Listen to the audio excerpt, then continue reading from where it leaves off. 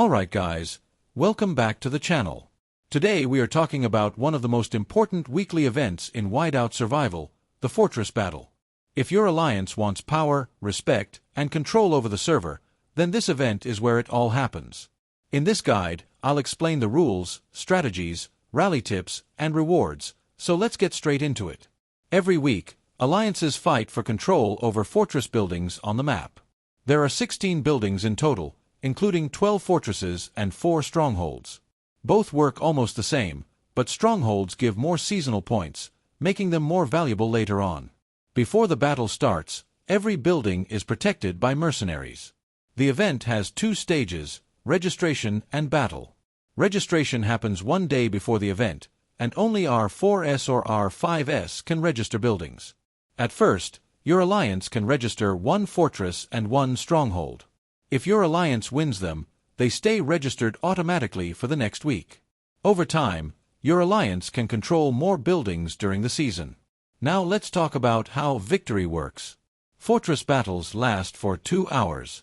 However, if your alliance controls the fortress continuously for 30 minutes, you instantly win. If another alliance takes control before the timer finishes, the countdown resets completely. If no alliance finishes the 30-minute timer, then whoever controls the fortress at the end becomes the winner. Usually, the top alliances dominate fortress battles.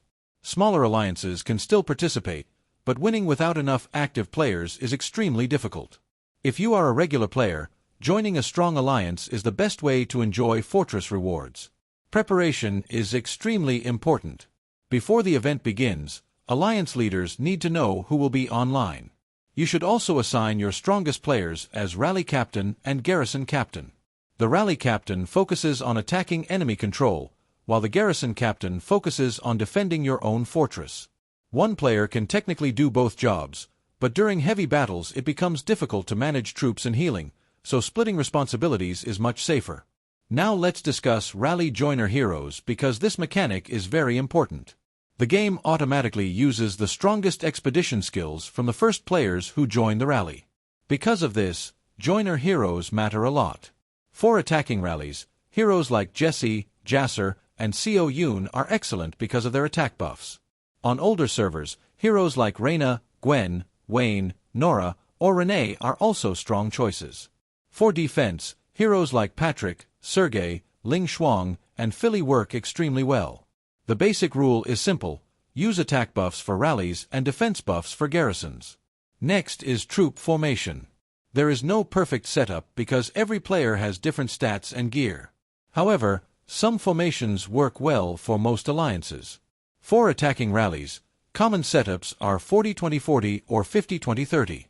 For defense, many players use 60-20-20 or 70-30-0.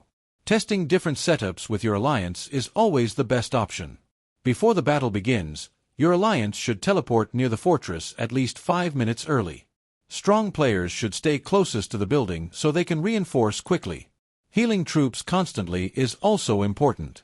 Troops only die permanently when your infirmary becomes full, so keep healing throughout the event. Now let's talk about one of the smartest fortress strategies. As soon as the fortress opens, the Garrison Captain rushes inside using speed-ups while defensive joiners reinforce with heroes like Patrick. At the same time, the Rally Captain waits around 15 seconds before launching a 1-minute rally. This creates a backup plan. If your first occupation gets defeated quickly, the rally lands shortly after and retakes control. If your first occupation survives, the rally simply refills the building with fresh troops. Another strong tactic is the double rally strategy. If another alliance controls the fortress, your top 2 players launch rallies at almost the same time. Defending multiple rallies together becomes extremely difficult, especially if your alliance communicates well through Discord or alliance chat. There is also a sneaky last-minute strategy. Some alliances extend the battle close to the 2-hour limit and then launch several rallies during the final minutes. If even one rally succeeds near the end, the enemy usually does not have enough time to counterattack before the event finishes. Now let's talk about rewards. First are participation rewards. These are earned by defeating the mercenary guards at the beginning of the event. Smaller players sometimes teleport beside the fortress and attack the guards alone to steal rewards before alliance rallies arrive, so always stay alert. Next are alliance rewards.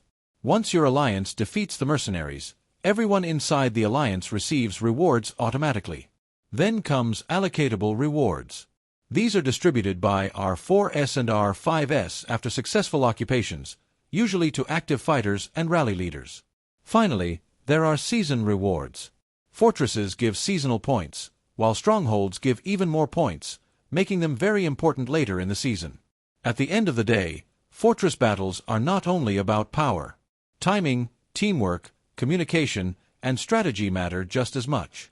Even weaker alliances can sometimes defeat stronger opponents with proper coordination. So that's it for today's Fortress Battle Guide. If you have your own secret strategies or crazy fortress moments, leave them in the comments below, and I'll see you guys in the next one.